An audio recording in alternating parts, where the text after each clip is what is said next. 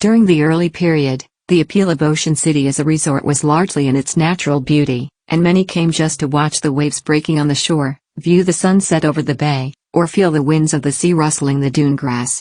The first beachfront inn was made available to visiting guests in 1869. Shortly after this, the town was surveyed and the decision was made to develop 250 beachfront lots. The corporation that was formed to develop the land sold 4,000 shares of stock at $25 each. Ocean City at this time was known as the ladies' resort to the ocean. For many families, visiting Ocean City is a summer tradition. Some of the older folks who have been vacationing here for decades can still remember when the boardwalk wasn't past 33rd Street. In some ways, barely anything has changed. The beach and boards have been here seemingly forever, and Coastal Highway will eternally be lined with hotels, motels, mini golf and dumpsters. But there are subtleties that make the town just a little different from year to year, too. Businesses come and go. Amusements are replaced and remodeled. Sky-grazing condos are built and uninitiated families are constantly discovering all the joys that OC has to offer. It's these little differences that spawned a thread on our forum in 2004 called Reminiscing, Ocean City of Yesteryear. A user by the name of Songbird made the first post and opened up a nostalgia-inducing 6-page-long discussion that continues to this day. On the thread, users share their memories and reflect on the restaurants, motels and rides that they frequented back in the day, some of which still exist and others that have been sadly lost to the sands of time. I discovered the thread when I was looking up old pictures of my favorite place on earth, the Trimpers Haunted House, which has undergone tons of renovations and changes over its 50-plus-year history. I love old haunted houses and dark rides, so when I stumbled across the forum, I thought maybe someone would have some old Trimpers Haunted House photos to share. What I discovered was even better. I'd never even heard of the spooky old walk-through ride on the boardwalk that haunted families for 20 years, but sure enough, someone had old pictures of morbid manor to share with others who remember the defunct haunted house. This is one of my favorites of many cool finds from the Reminiscing forum. Most of my memories come from circa 1980s. The old haunted house at the pier rides. I can't remember the name of it now, Haunted Manor or something like that. It was a fantastic, walk-through haunted house. Great interior design work, and very scary. At one point, they had a guy who would chase you out at the end with a chainsaw. They don't make haunted house attractions like this anymore. I think it closed in the late 80s or early 90s. Bozo the Clown at the pier rides. He sat in a cage and you tried to dump him in the water by hitting a target with baseballs. Nothing special about this, but it was Bozo himself who was, how shall I say it, unique. This guy would taunt you with all kinds of derogatory insults. Your girlfriend is so ugly. That kind of stuff. Not exactly family-friendly stuff, but for a teenager, it was hilarious. Bozo got the boot sometime around the late 80s, early 90s. Freak Street. aka S Division Street. The street that leads into Trimper's amusement park. Back in the 80s this street was known as Freak Street because it was the main hangout spot for metalheads and punks.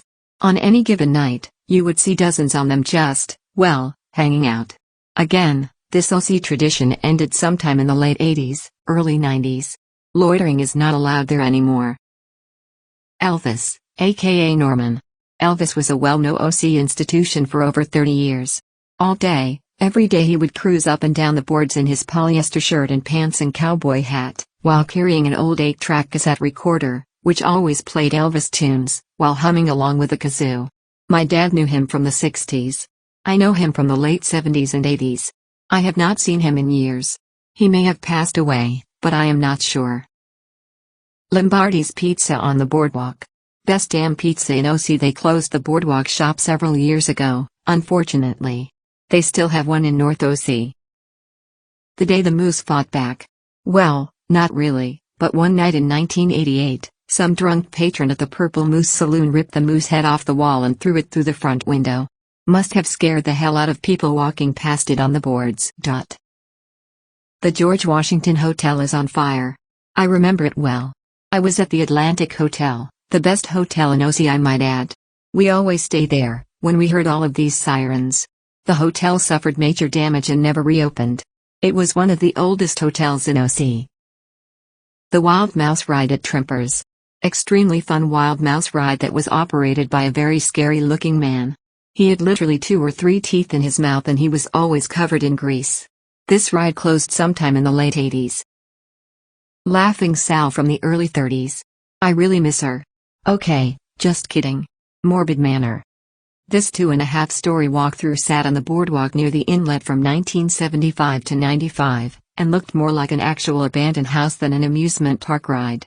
The manor was designed by legendary dark ride creator Fred Mahana, who is best known for rides like Dracula's Castle and Theater of Blood in Wildwood, New Jersey. Mahana didn't design the manor for the faint of heart. Actors, mostly theater students on summer break from college, donned terrifyingly realistic monster makeup and costumes and chased visitors with chainsaws and shrill screams and moans. According to Oak.net, many of the ride's employees had an especially personal relationship with the haunted house. Unknown to many, the manor was a hip place off hours. The management and workers of the ride would often hold band practices behind closed doors and sleep there throughout the nights despite a lack of air conditioning and uncomfortable 100-degree beach temperatures. Unfortunately, in 1995, only a year after Morbid Manor had undergone interior and exterior renovations, the manor burned to the ground in a fire that was likely the result of an electrical malfunction. The ride had a sprinkler system in place, but it had been turned off to keep the pipes from freezing during the winter months, and fire crews were unable to salvage any of the building. Laughing Sal. Thankfully, to some, at least, Laughing Sal is still laughing it up in Ocean City today. In the 1940s, Sal guarded the front of Jester's Funhouse, an amusement site that Sportland Arcade occupies today.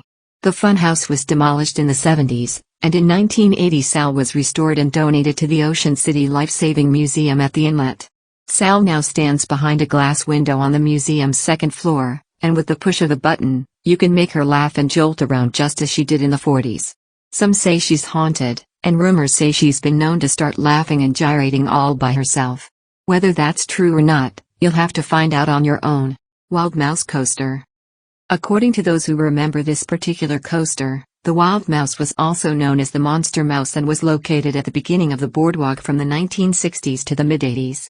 The ride originally belonged to Melvin's Amusements, which is thought to have been purchased by Trimpers in the early 70s. Boardwalk Elvis. Norman Webb, otherwise known as Boardwalk Elvis, has been entertaining his fans up and down the boardwalk for decades. He's a legend in these parts, and today the king lives on at 78 years old. You can still see him biking around the Ocean Pines area, sometimes in full Elvis regalia. In 2013, Webb was hit by a car while riding his bike, but was able to walk away with only a few minor injuries. His bike, on the other hand, was smashed to pieces. After hearing about the accident, the Rude Awakening radio show raised $678 in under an hour and bought beloved Boardwalk Elvis a new electric bike with a backup battery, lights and a basket. The Ocean City Life-Saving Station Museum recently opened a new temporary exhibit paying tribute to the stormy 60s. This display focuses on events, lifestyles and growth of that tumultuous time. The 1960s was a decade of change for America and a very memorable one for Ocean City, Maryland.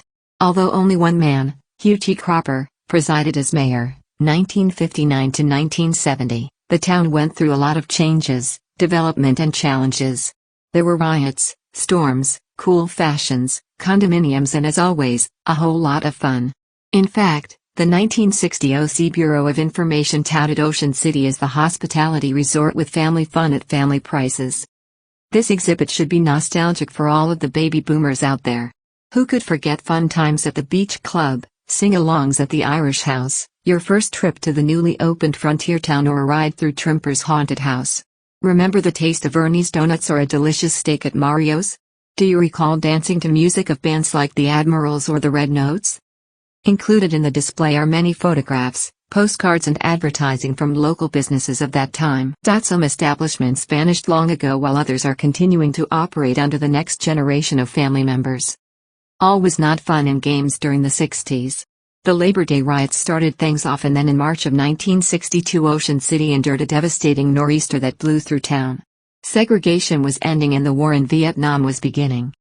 In an interview with Bunkman for his book Vanishing Ocean City, a local resident recalled a memory of the Labor Day riot. We were living over Soriano's at the time and Art was called to the fire department. I was on the second floor porch and I could see the hordes of people coming down Baltimore Avenue. It was scary. I'd never experienced anything like it in my lifetime and my husband was out there in the middle of it hosing them down. Janice Davis, Wife of Ocean City firefighter Art Davis. Another quote from Mr. Man's book deals with happier memories. I got my first job at the Funkay Casino selling skee-ball tickets, and in 1969 I was elevated to cashier. I was the guy at the change booth, and in the days before cell phones I was at the center of activity on 9th Street. In those days 9th Street was the center of the universe. Everybody would leave messages with me to pass on to their friends, and I knew where every party was. Mayor Rick Meehan. The Ocean City tourism industry exploded in the 1970s, with high-rise condominium becoming the preferred form of architecture. This distinguishes Ocean City from the Delaware resorts to the north, which primarily offered small cottages at the time, and now single-family homes are commonplace. Panoramic ocean views became a signature of Ocean City. In the 1980s and 1990s, in lieu of scientific findings, the town began the first of a series of beach replenishment projects to combat a growing erosion problem. The westward movement of the coastline is countered by pumping massive amounts of sand from offshore onto the beach and re-establishing the dune line in front of Ocean City's beachfront. Ocean City today. From humble beginnings as a quiet ocean getaway, the resort has now grown to a booming vacation destination with a year-round population of just over 7,000 residents and a transient population of over 300,000 on weekends during the summer season. The history of Ocean City is one of growth, but also one of small-town roots and Eastern Shore culture. Ocean City is the small town by the sea, reborn as the famous resort destination in an endless cycle of summer and winter. The heart of the town is the ocean, and its future is bound with the waves and winds that blow off the sea and its people. Harbor Inn is the very picture of a hole-in-the-wall bar. Located on the bayside of Somerset Street, it's easy to miss if passed by on a night when jukebox tunes aren't emanating from the inside, although that isn't very often. The dive has weathered every storm to hit Ocean City for 83 years now, longer, if you count the fact that the building itself was built in the 1800s, but its future is fuzzy, and regulars wonder if the bar will someday be able to celebrate its long-awaited centennial anniversary. She's hanging in here 'cause she don't want it to change. She doesn't want someone to come in, buy it out and change this corner of OC. Buddy Groff has been bartending at the Harbor Inn for almost a decade. He mentions the bar's current owner, Sherry Musson, and how she's received offers from business people looking to buy out the inn and the surrounding 3 buildings that Musson also owns. Groff says that Musson was once offered $1 million for the lots, an offer that she declined. Harbor Inn has always been owned by women, since the mid-1920s, when Musson's grandparents, Irish and Emma Farrell, first opened the building as a market. This was during Prohibition, when they couldn't legally sell alcohol. Now, decades later, the truth comes out. Trust me, they were selling liquor before Prohibition, Groff said with a laugh, adding that the bar claims the oldest existing liquor license in Maryland. It officially became a bar in 1935, 2 years after Prohibition ended. When asked to recount a story from the bar's days of yore, Musson smirks and says, if walls could talk, they'd probably tell a lot. But she and Groff both have a favorite story from Harbor Inn's early days, passed down from the older generations. Years ago, when my grandmother first opened it up, she was friends with the chief of police, Musson said.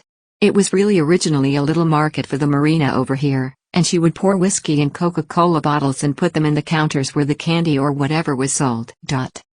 The moral of the story is, essentially, that it pays to have friends in high places. The chief of police would call up Emma Farrell whenever the police were coming to raid the place, and she'd put the illegal Coke bottles in a cart and wheel them around the block until the cops were gone.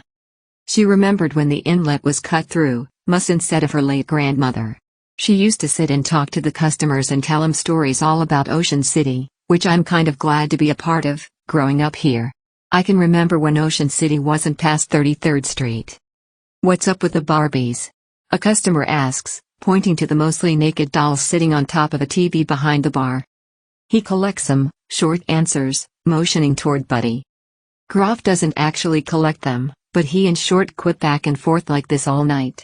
The Barbies belong to bartender Dawn Romashka, Groff says, whose friends bring them into her for dates.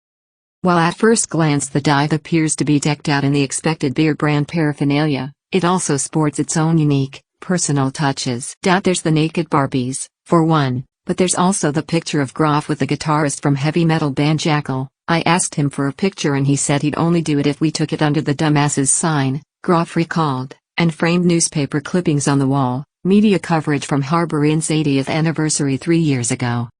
A lot of blood, Sweat and tears has been poured into this place over the years. More recently, the bar underwent renovations after Hurricane Sandy struck in 2012, but even with a fresh coat of paint and remodeled bathrooms, Harbor Inn never really changes. It's really been kind of the same since the beginning. As far as the storms coming through, we've lost the flooring and things like that, Musson said. But we haven't changed it a lot. We haven't had to.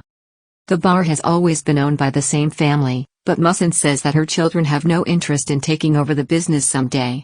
Her main concern is that, if she sells Harbor Inn, the oldest bar in Ocean City will cease to exist, or else become a place that she doesn't recognize.